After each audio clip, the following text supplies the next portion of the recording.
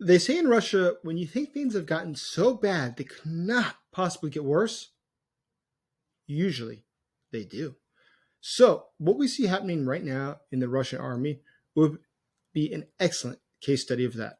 So, the Russian military is known to be highly demoralized, very upset, losing hundreds of thousands of soldiers. Actually, more than 1 million have been killed or injured so far in the invasion of Ukraine. And what has just happened is actually a new low for their military. So, the Ukrainian military intelligence released a phone call between two Russian soldiers dating back to June 20th.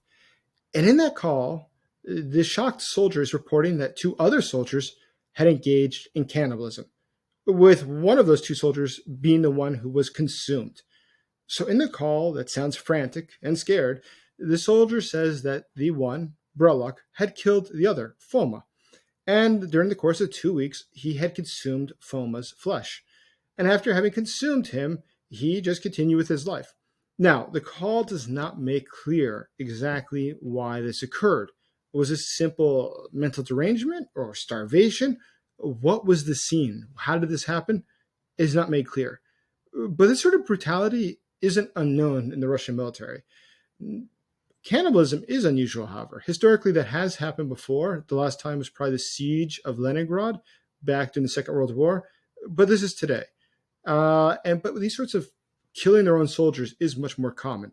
Look at back in 2022, there was this incident of Colonel Medvedev who ran through his own troops with a tank, killing them. Now, then soldiers decided to lynch him. There was a situation of the Wagner commanders who were axing to death their own soldiers. There was the incident of the Chechen units who were used as Stalin-styled barrier squads. What they do is they encircle where the front line is to shoot not the enemy, but any Russian soldiers who sought to flee the war. That's quite common. But this is a long history in the Russian military of just cruelty to a degree that's unimaginable. There was the stories back in the Chechen War of the Russian officers going through the list of soldiers and identifying those who were orphans, meaning that nobody would miss them. And then they would go to the local Chechen units and try to sell them off. That is, they would try to sell into slavery their own soldiers because nobody would miss them. There was also times that they've rented out their soldiers to produce things such as gay porn. There's been the stories, and plenty of stories, of how they've used their soldiers to commit crimes within Ukraine for the benefit of the officers, including looting. But this is incredible. Recently, there was also the videos, an increasing number of videos, of Russian soldiers who had been injured on crutches being forced to charge Ukraine positions, which didn't work out well for them. So this sort of cruelty is not unusual in the Russian military. The cannibalism, however, is. So the Russian military, incredibly enough, does sort of have its limits for depravity. Yes, it has a lot of murder. Yes, it has a lot of rape. Yes, it has a lot of other horrible crimes. But eating your own soldiers is considered to be one shade past pale. And it's not allowable. But now this has become common.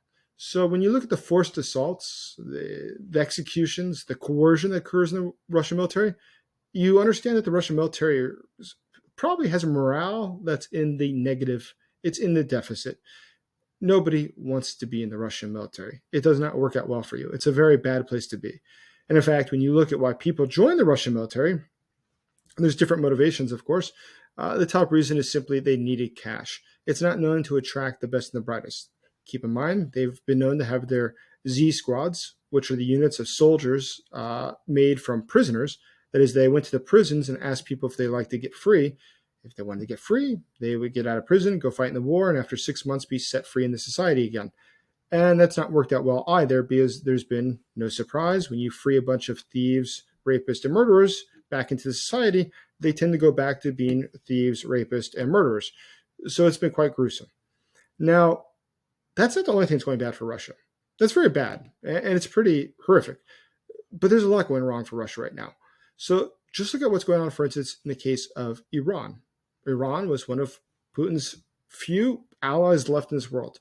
Iran's obviously under attack. It's estimated that about 60% of Russia's strikes using drones rely on parts, electronics, jet fuel that comes from Iran. It was the pipeline. There's another aspect a lot of people haven't talked about yet, which is why Iran matters. So Russia has billions of dollars of investment tied up in Iran.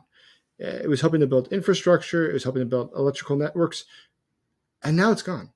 It's being destroyed. And so if the regime in Iran falls, that could change everything. So this morning I spoke with a couple of different friends of mine from the Iranian opposition who are very well connected with people currently inside of Iran. And I asked them how the situation is really. And it was quite enlightening. And there's two major takeaways from it.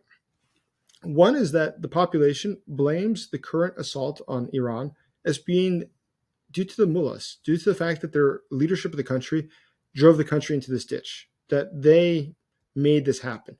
And the people currently are not protesting because simply there's bombardments, it's dangerous to go outside.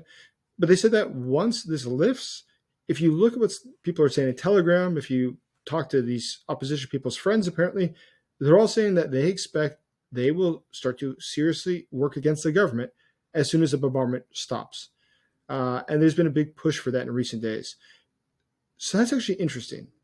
The second thing that they said that I thought was an interesting takeaway was that the population hates Russia. And it's for a very simple reason.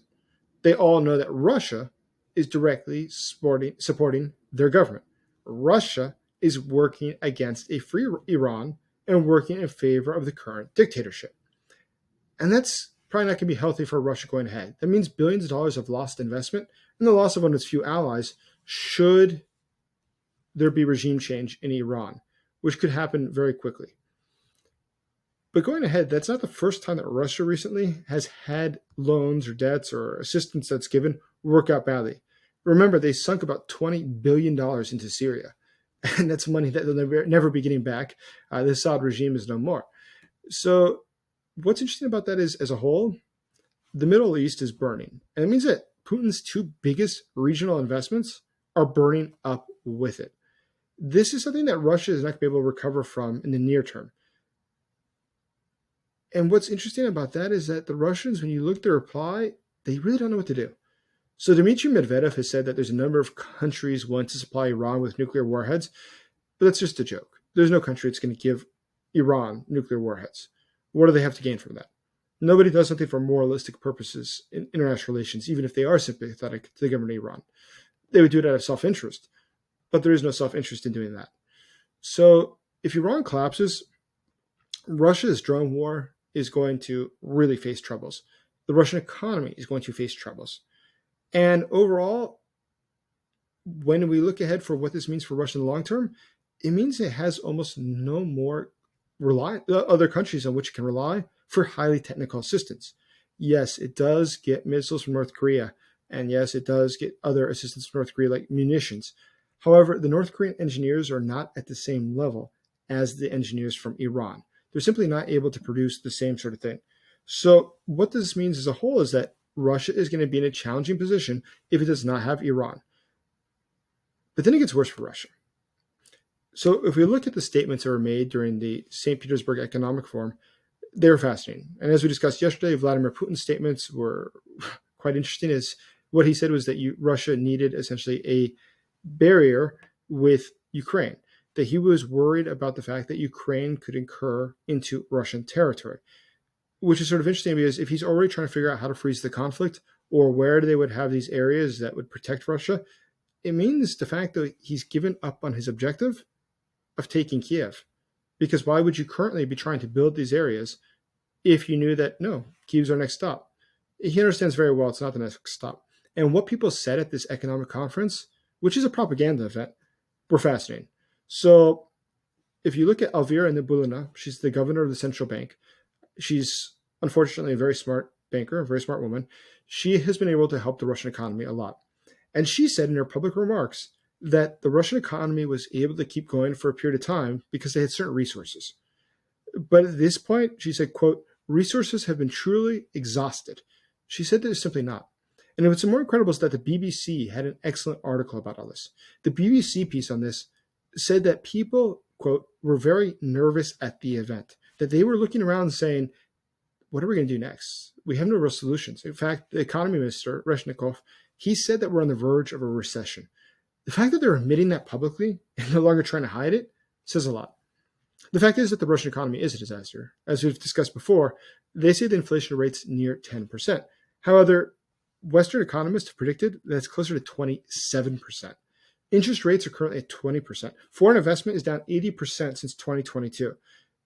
And now they're about to lose a bunch of money if the Iranian regime collapses. So even at Russia's own propaganda event, Economic Forum, which involved such luminaries from foreign countries such as the Taliban leadership, they were probably one of the only major countries that sent leadership. That's all they could muster. That's all who they were able to get to come to their event.